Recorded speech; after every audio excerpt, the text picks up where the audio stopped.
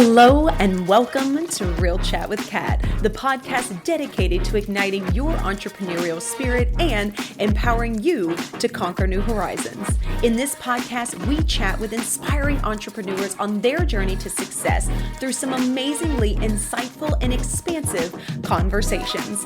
These episodes thrive on thought-provoking chats where our guests fearlessly explore their path to success, sharing their experiences, failures, and triumphs. No topic is off limits as we deep dive into the talked about and not so talked about pieces it takes to build a business, overcome limiting beliefs, deal with personal struggles, and everything in between that shapes our lives and our businesses. I'm your host, Kat Polsonelli, creator and founder at The Lotus Effect, where we believe that success is not just about strategies and tactics, it's about cultivating a powerful mindset and creating customized business operations that align with you and your true purpose. Whether it's mastering time management, improving productivity, enhancing leadership skills, or simply fostering a growth-oriented mindset, we'll provide you with the tools and strategies to flourish in both your business and personal life.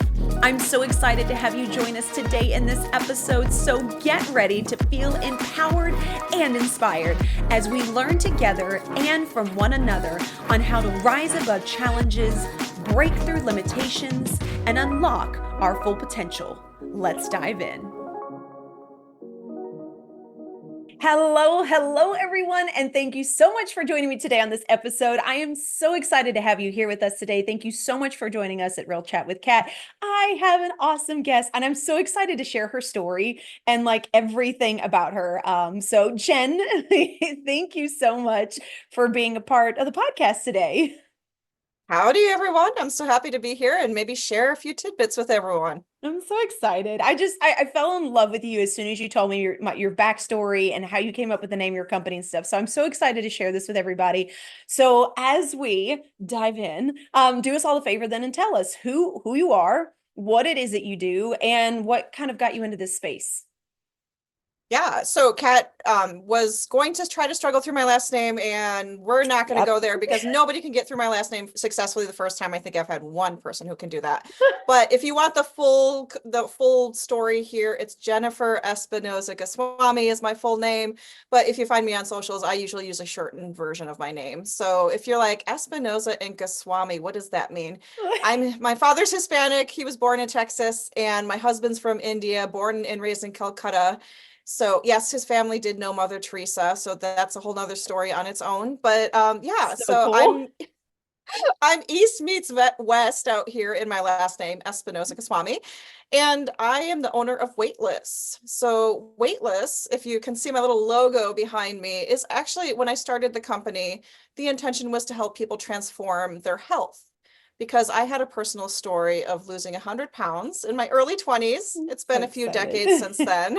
I'm not going to out my total age here, but it's been a while since I lost that weight. And I started sharing that story on stages because at the time I was trying to figure out what I wanted to do with the rest of my life. And, at 20, nobody knows anything, but I did know that the work I was doing in mortgage and quality assurance, I was actually a fraud investigator for many, many years. It was interesting, but it wasn't what I wanted to do with the rest of my life or when I grew up. So I'm like, okay, what is the next progression for me? I quit mortgage, I quit financial services, learned lots of good things there. But then I said, I love speaking. And every time I share my story of how I lost a bunch of weight, I have people coming up to me and saying, Jenn, I need to hear more about how you did this and how I can do something similar in my own journey because I'm struggling. So that was how Weightless was born. And during the pandemic, I decided, well, I still help people with confidence, but I want to help them grow their coaching business because I'm a coach myself and I love other coaches. Coaches need other coaches. So I'm like, okay, what do coaches really struggle with? They really struggle with growing their business unless they have the fortune of working within a company, like one of those major companies where they have internal coaches. A lot of coaches start on the online space like I did. And I'm like, the biggest struggle is finding clients.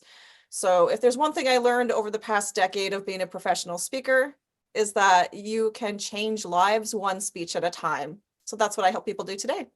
I love it so much. I just think it's so unique that you took something so personal and just completely transformed it into something that goes way beyond just helping people lose weight and feel better, right? Like it's a beautiful story, but it's a beautiful testament to the amount of things that people go through in realizing that we can take whatever story or whatever thing that we went through once we're on the other side and really be able to use it along the path of things that we want to do. And it may not necessarily mean that it's centered, right, around that specific piece. Like you said, you've transformed it from speaking to now helping other coaches, like, but it's still at its core what it is that you did for yourself and how you helped yourself grow as you were going through your stuff in your 20s. Yeah, and it's interesting because there are a lot of motivational speakers out there. And so listeners, if you're like, what's the difference between a motivational speaker and a professional speaker? Let's break that down a little bit. There are many motivational speakers out there, and usually they speak on a personal transformation story that they've experienced. So you might know of people who escaped from a traumatic situation or an abusive situation, were victims of domestic violence or Me Too. Those are examples of people who might be motivational speakers today, or they grew up poor, they grew up in the foster system, and now they're, living their best life.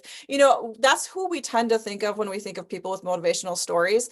I fought this idea of, I'm like, who cares if I lost weight? Oh yeah, it was 100 pounds, so it was kind of a big deal. But Yeah. I was under the impression that it was like only a big deal for me. And so it took me years before I actually started sharing that story. So if you're on the precipice right now, you're listening right now, and you're like, I have this story and I don't know if people care about the story, I'm here to tell you people do care about your story. Oh, I love that you brought that up so much because I know that you and I talked about it before, but like I was in an abusive relationship for 10 years, and that's one of the catalysts to my coaching and my speaking is not only sharing my story so that people can relate to it, but helping others understand how to redefine themselves, which is something that I fought with so personally. And I wish I would have had people there that were sharing their story. So I love that you brought this up because I don't think that we understand it enough at how much telling our story and sharing our story with others can make such a difference in someone else's life, whether you know it or not.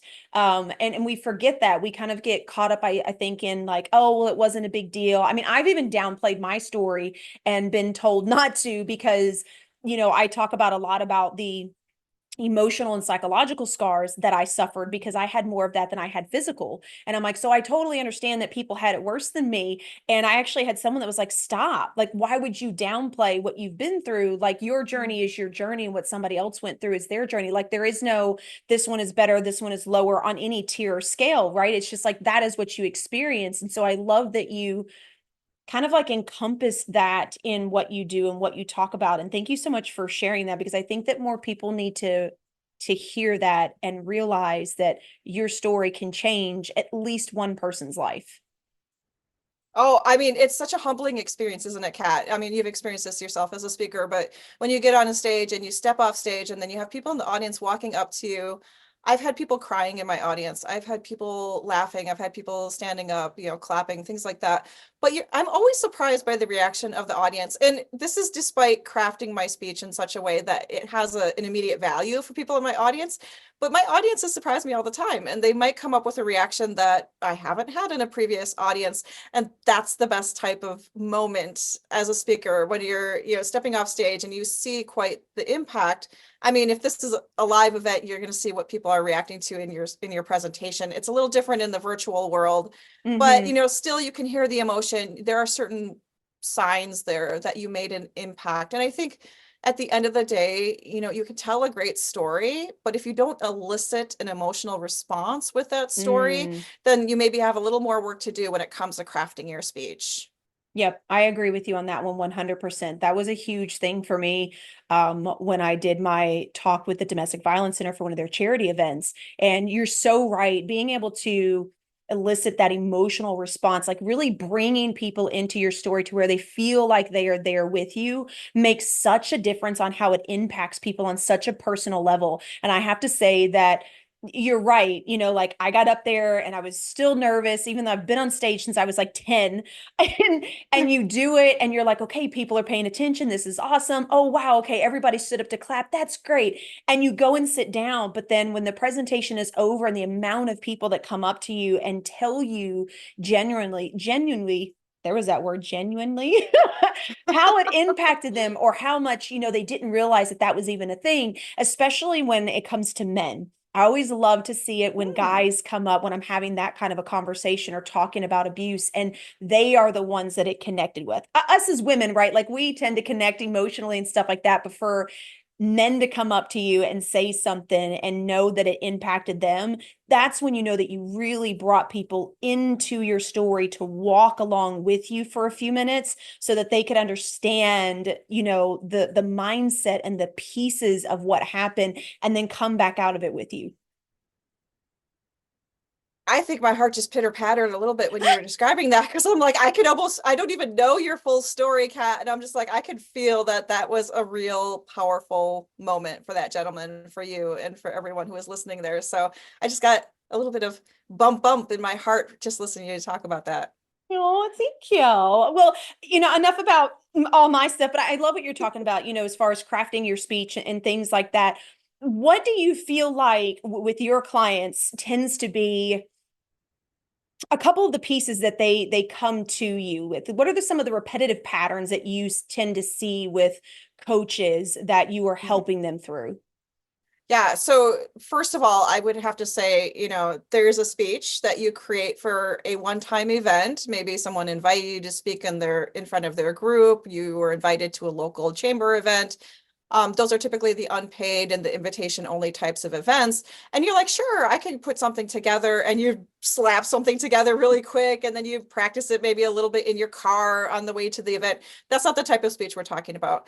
We're talking about a signature speech. So, and this is the Mm-hmm. difference between a motivational speaker and a professional speaker as well. If you don't have a custom signature speech, then you're just creating content, and there's nothing wrong with being a content creator. There are people who are making bank as content creators. I'm not Yeah. one of them, but that's not what we're talking about here. A signature speech is where you have a foundational message that does not put you as the hero of the story. You could be in the story, you could be one of the stories within that speech. But at the end of the day, it's creating a story arc for your audience to be the hero of that speech. And Mm. you give them a very clear and easy path, breadcrumbs, if you will, to get to a desired destination. And they get to determine what that destination looks like. You can kind of paint the picture and the path for them, but they get to determine where they end at the end of your speech. So when my clients come to me, they're like, yeah, I'm okay with speaking. I'm confident enough with speaking, or I've got these 15 speeches I've created and delivered in the past. I'm like, great.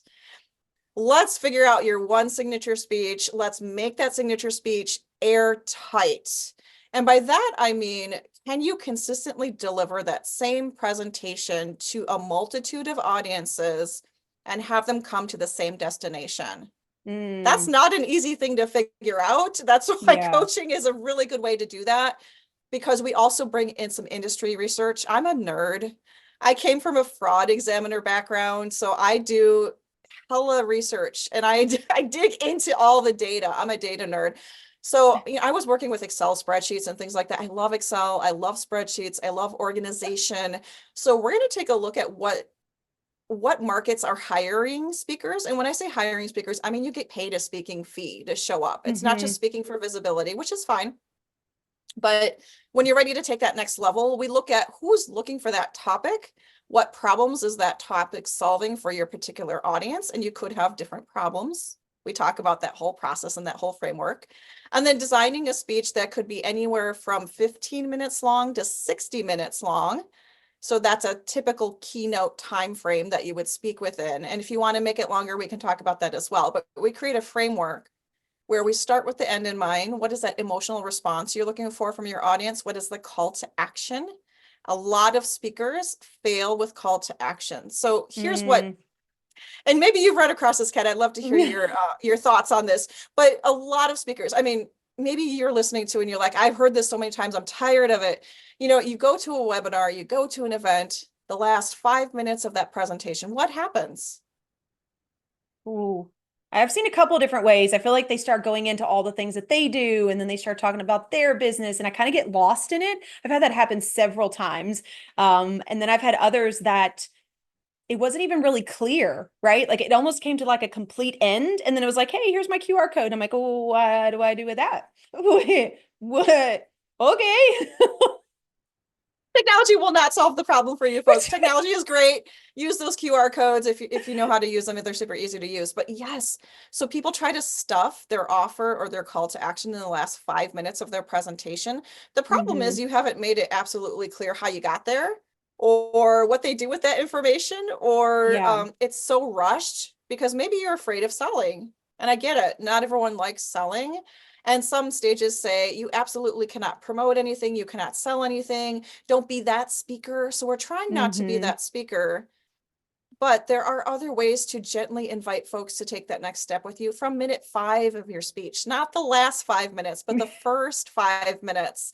And that's a process I call seeding. So that's another big challenge a lot of speakers, even experienced speakers, have, is either not mentioning their program at all by name or their book or whatever offer they're talking about, or stuffing it in the last 5 minutes of a 60-minute presentation when half the audience Mm-hmm. is already out the door. Yeah, and you're so right. I've seen that so many times with people, and even in like smaller online events where, they may have like 25 minutes to talk about something. And you're right, it feels like they're just squishing so much information and they're trying to tell you all about their business. They're almost giving you like their bio, their pitch, and their call to action, like all in one. And I was so caught up in the moment and listening to what they were telling me that it's almost like it's a blur, right? It's like in one ear and out the other. And then I hear, oh, if you want to look at this program, here's some information, or DM me. I've actually seen that like so many times, like, oh, just DM me then if you want the information. And I'm like, what? Like what? I'm not gonna remember this after 10 minutes. I got other things to go to. Like I feel like, and I would love your opinion on this one. I feel like, especially when you're in the speaking realm, whether virtual or in person, your call to action not only needs to be super clear, concise, and like short, because right, you drew everyone in during the conversation, but it also needs to be something they can do right then, like right now, in some form, fashion, like something, because we only hold attention spans for so long anyway. So if they made it through an entire speech and they listened, kudos to you. But they're ready to go on to the next thing, right? Not many people sit in that moment and like feel into it and go, oh my God, that was so amazing. Like, here, let me find them on socials. Let me follow them here. Like, it just doesn't happen. So I would love your thoughts on this when it comes to that call of action. How can you get that point across, and what makes sense to like really catch people's attention? That's something they can do right in the moment so that you don't lose them when they go into the next speech or the next conversation or the next breakout room. Yeah, that's a great question. I mean, there could be a multitude of different options when it comes to a call to action that makes sense for your business. And it's highly dependent on your business model or what you're offering. Like some people have a book, but they don't have a business. It's just like, I just released my book and I'd love to share my book with you. The copies are at the back of the room. It could be an opt-in or lead magnet of here's a copy of a checklist or a template or something that you can immediately download, fill out, that sort of thing. It could be old school. So when I started my business, I was old school. So I had contact forms, printed and on people's tables. And it had like notes for them to take down if they wanted to physically take notes. I mean, you could do an Ooh. electronic version of that, but maybe that's not as successful these days. So yeah, Mm-hmm. have something like a piece of paper with your contact information on it. Yes, you can put that QR code on there if you really want to get that on there. But have something that they're taking notes on, because when people write things down, first of all, they're going to remember it. Second of all, they're going to keep it. Third of all, they're going to look back at it after the event is over and all the excitement and hype is done and be like, oh Mm-hmm. yeah, Jenn told me about the signature speech template and I did not get it. And I absolutely want to learn what that's all about. So yeah, those are some examples. I love that. And it's so funny that you said this, and I want to reiterate this because I want to make sure that people heard this. Yes, the QR codes are great. Yes, some of the technology is great. And good old fashioned pen and paper actually can still be successful. Like I love that because I I think that we get caught up in the hype of technology so much that we forget that simplicity is still key. And sometimes utilizing technology or having all these fancy things and click here and then it's going to take you here and you're going to feel this, like it's almost overwhelming, especially if you're not aware of the audience that you're speaking to, right? Like if you're doing a corporate event, it happens to be, let's say some Gen Xers and boomers are probably going to be there. While yes, they're going to use it, right, that writing it down is probably going to be more of their form that they're going to enjoy. And so I love that you brought this up, that like you can still do old school, you can still keep it simple, and like people are still going to integrate that, they're still going to take that. And you are so right in regards to writing it down. I still take notes and I use everything on my computer, and I've got another notepad that I keep one next to me, because there's something about writing it down that just really makes it stick with me and makes me remember it. Yeah, I think it's so funny that you bring up that there might be Gen Xers and boomers in the audience, because I've spoken for boomer audiences before. I'm a Gen X myself, but I've spoken for boomer audiences, and they have like critiqued some of my examples in my case studies where I was talking about like popular icons and popular culture. And they're like, who is that? I don't know what you're talking about. Like I talked about Pitbull and they're like, we don't know who Pitbull is. And I'm like, okay, what? He's cool. He's awesome. Or I brought, I know, I'm like, he's my favorite. And then I brought up Starface, those like hydrocolloid patches you use for your pimples. And they're like, I've never heard of that. What is that? I mean, my teenage daughters use it. So I'm like, how can you not know what Starface is?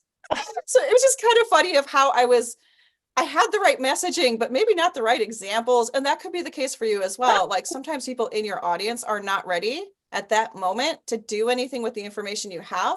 But that speech is just the beginning of the conversation. How are you making it easy for them to keep having that conversation with you? That's what you need to solve.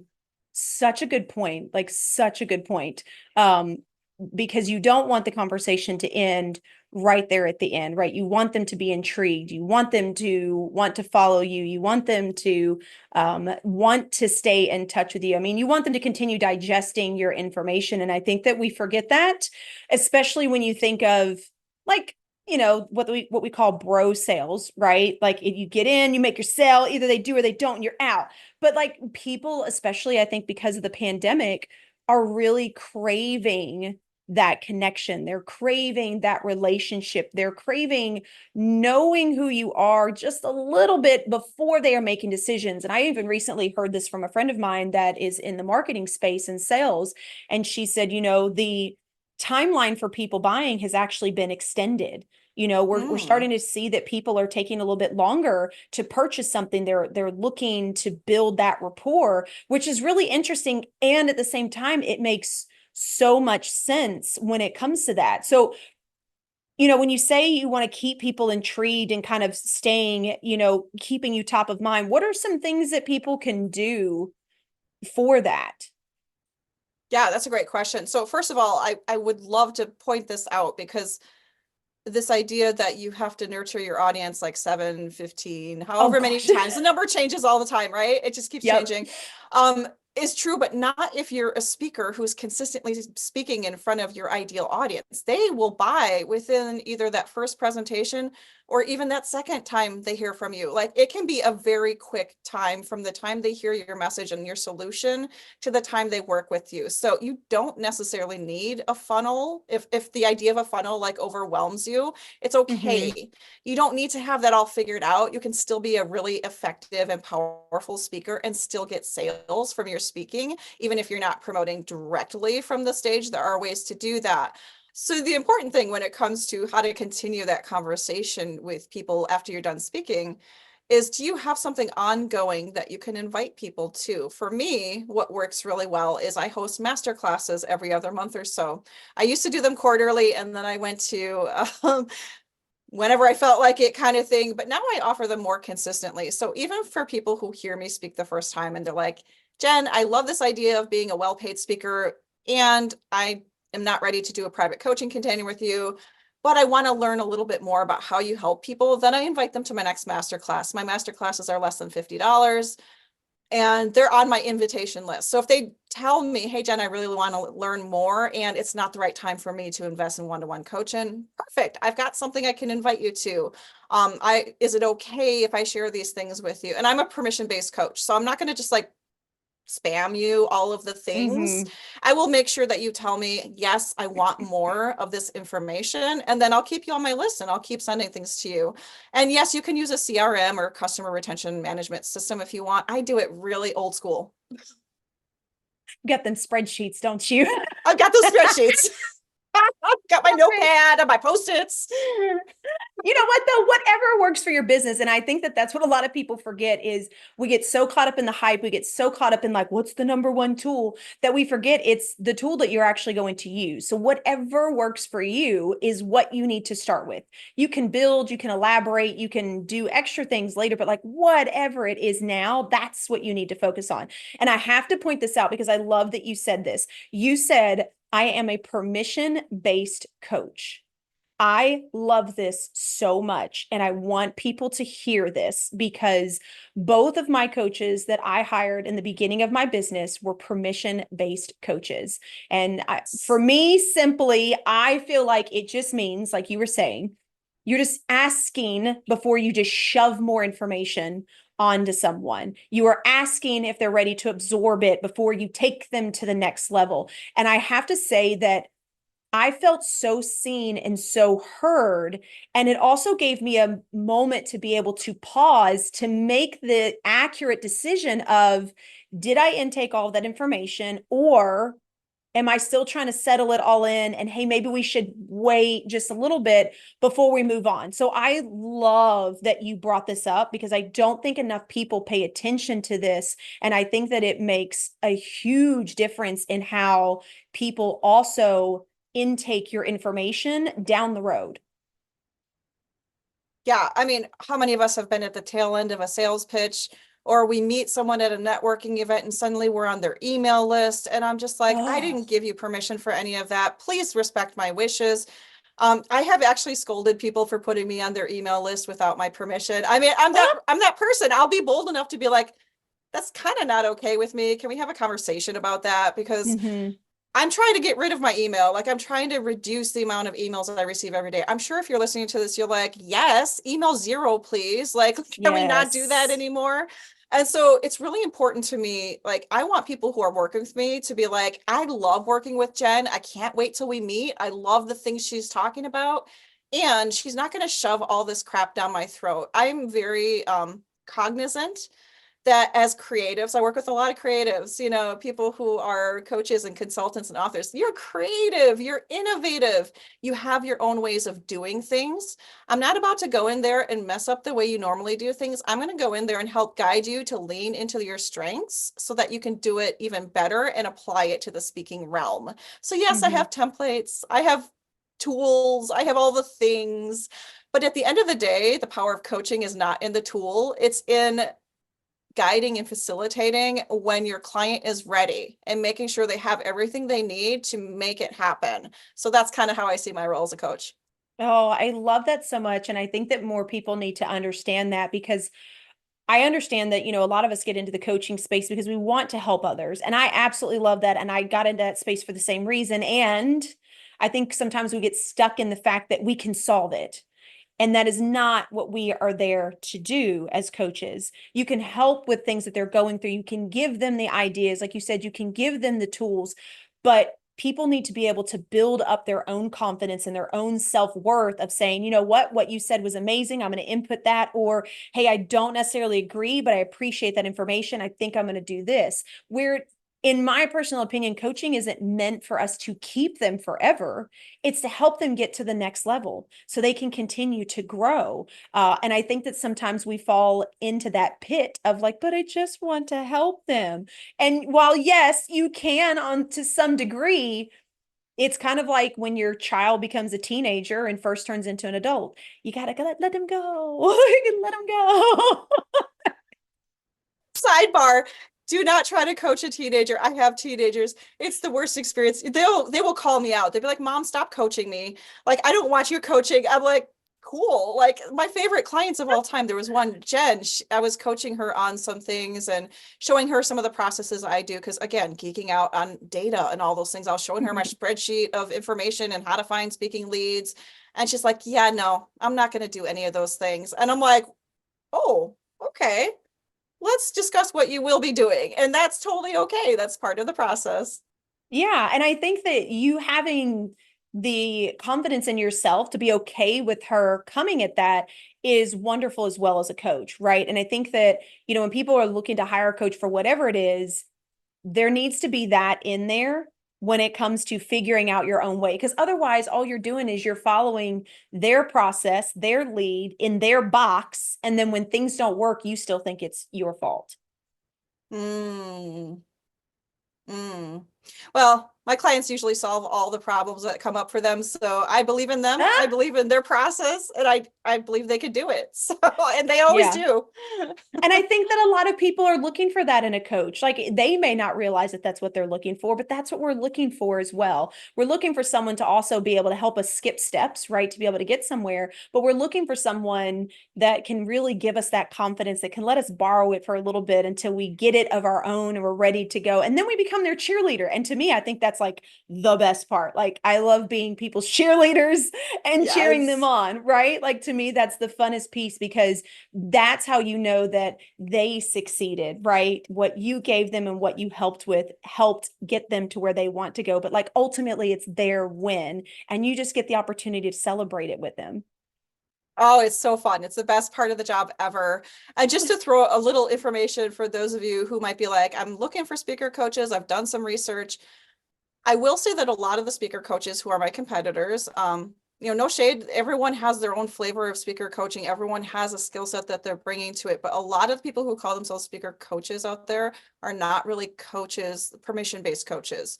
They will give you the advice. They'll give you the templates. They'll say, do it this way because that's how I did it and that's how you'll succeed. If that's not for you, just understand that, do really good due diligence when you're seeking out their programs and understanding if it's a real fit for you. I know that I don't join any group programs because it's not a fit for me. I don't resonate well with the group coaching model. So just do your due diligence. If you're a person who's like, I need to have the dignity of my own process and I need to say yes to the things that make sense for me, then some of those other speaker coaching programs might be a little too template for you or boilerplate for you. And I just want to throw that out there as a consideration. Yeah, I actually love that you brought that up because I think that that is super important and people need to realize that even when you are hiring someone, it's still in your power to decide if this relationship is going the direction that you're needing it to go based on the way that you operate. And I think that we forget that sometimes, or we feel bad even though we hired them, right? And we're like, oh, but I don't want to make them feel this is how you run your business. So I love that you said that. Thank you so much for that, because you're right. Like some people really enjoy the structure. They will take everything that is given to them. They will implement it to the T and they are good to go. I'm like you. I'm not that person. I've never fit into that box. It doesn't work for me. And so having a coach like that makes it extremely hard. And I'm just like you.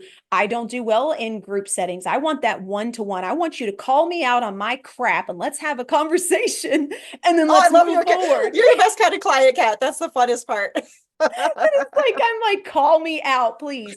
But you're right. Like people need to realize who they are, what it is that they need, and what works for them, and not feel obligated to work with someone because they say they know all this stuff, or to continue to work with someone when you already realize that it's not for you. There's nothing wrong with that. So total side note, but thank you so much for bringing it up, Jen, because I think that that is so important for people to realize. And I don't think that we lean on ourselves enough to trust because we're expecting that person that we're hiring to do the things for us. And we forget that it's still 50% us as well. Yeah, that's a tough one. And just one small little story that came up as you were sharing about that. Yes. I attended another person, I'm not going to name this person, but I attended another speaker coach or training, and she was giving people the opportunity. She's well known. She does really well in her business, but she was giving people the opportunity to do like a 60-second kind of pitch of their program or whatever. Mm-hmm. And I listened in as she was tearing people down for their 1 minute. I mean, these people were boldly, bravely coming up in front of hundreds of people on this group call. It was a free class to share their story. And she was like, don't do this, don't do that, don't do that. And I felt horrible. I'm like, if I was in that Oh hot seat right there, I no. would have run tail and never had anything to do with this person again. It was embarrassing. It was nerve-wracking. And it didn't encourage me as someone who was listening in to say, I want to be in the hot seat next. I was scared for that person. So I'm like, that's not the type of feedback I provide to people. So like, don't worry about that. Like some people do that where they're like, yeah, you did this wrong. You did that wrong. There's a good way to offer feedback and there's a less good way. So if you can participate in people's like free offerings or something, that gives you a good idea of how they run their show. Yes, 100%. I'm really big on that. Like I love to attend things free, especially if I can get in the same room with that person before I make a decision. That's a huge one for me. So you get to kind of feel them out. I feel like yeah, I have to have that connection too. I know that that's who I am. I know that that's how I operate. Some people are like, nope, I saw their stuff. I know what this is. I know I want it. Kudos to you. I don't make decisions like that. And I realize that I used to try to make decisions like that, and it got me in a world of trouble. So I've realized that I really have to sit with that. I have to know that person and I have to feel comfortable or respectful of them and what it is that they're offering in order to move forward with working with them. So thank you again so much for that. Oh, I have so many nuggets. I have so much Oh. good stuff, Jen. This is amazing. Okay, so as we come to a close, I always love to ask every guest of mine, do you happen to have a quote or a piece of advice you would like to leave the audience with? Dramatic pause. The one that's coming to mind, I'm a big fan of RuPaul's Drag Race. I'm a big fan of RuPaul. He's a fellow Scorpio. Ooh. He's a great person. He and she, depending on whether he's in drag, but I've been watching his shows for a long time and my daughters watch it with me too. They're older, so it's, I know it's TVMA. Don't worry, folks, I'm not exposing my 5-year-old to this. But he has a lot of really good quotes. But one of the ones that comes out is, if you're not going to love yourself, or I'm going to mess up the quote now. If you don't love yourself, how is anyone else going to love you? And I messed up the quote. I should have it on my wall here.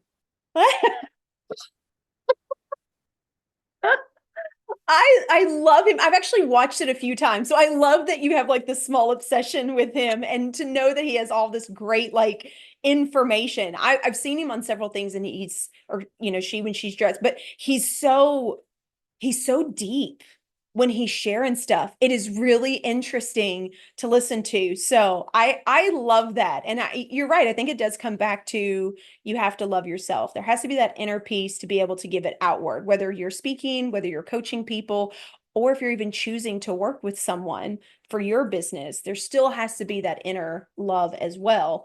You can't just expect it from the outside. So I think that's beautiful. Even if the quote's a little off, that's okay. Well, I'm totally going to write you after this, Pat, and be like, here's the actual quote. So we have it for the transcript, because I am not going to misquote Miss RuPaul herself. We're going to make sure we get it right. But the end of the day, it's about your confidence, right? And you can borrow confidence from other people only for so long. But when you're confident, you give other people the permission to be confident in themselves. So when you're on stage, you can't choose not to be confident. You have to continue to be confident and show up confidently and feel it. And so that's the embodiment of being a speaker and continuing to show up as a speaker. I love it so much. Well, Jen, tell everybody then, how can they find you? How can they connect with you? How can they be in your world? The best place to connect with me, my favorite water cooler of all time, is LinkedIn. So come find me. The link is below this video, I'm sure, in this podcast episode. Definitely find me there. Or my website is weightlesschronicles.com. If you're social, I'm on Insta, Jen with 2 N's, spin go. Yeah, you don't have to pronounce my last name. It's Nice. spin go. That's wonderful. Of course, we'll have all that information in the chat, so we'll make it super easy for you guys to find her and connect with her. Jen is fantastic. I've had a blast talking with you, but we had a blast last time as well off camera. So I just love your energy. I love what you bring to the table, and I think that you are so wholeheartedly in it. It's just it's wonderful to be connected with you. So thank you so much for being a part of the podcast today. It was a pleasure, Kat. Looking forward to hearing more about your listeners. Yeah, And to everybody else that's out there, I hope you were taking notes.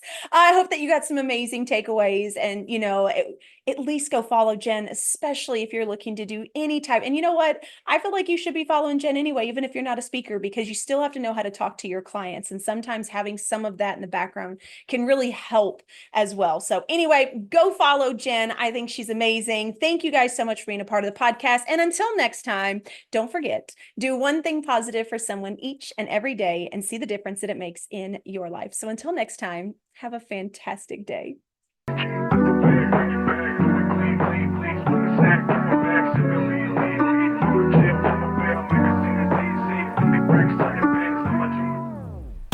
Hello again, and thank you so much for being a part of the podcast today. If you enjoyed this episode and it brought tons of value, we ask that you please share, like, and subscribe.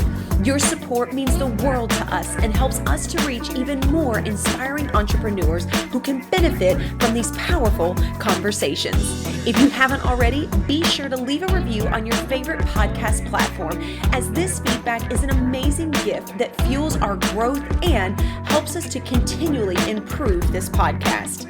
Looking for an extra dose of inspiration and empowerment? Then be sure to connect with me on social media. You can find me at The Lotus Effect, where I share valuable resources and tips while sharing my own journey of being an entrepreneur.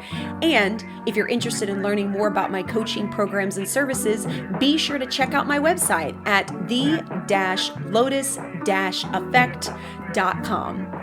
Once again, thank you so much for being a part of Real Chat with Kat. Your presence and support makes all the difference. Remember, whether you find yourself in the depths of the mud or on the path of growth, we all have a unique journey. And just like the lotus, some of us start in the dirtiest of mud, yet as we rise and grow, we blossom into something beautiful, unique, and truly one of a kind. To all of my visionaries out there, keep rising and growing as you create your own Lotus Effect.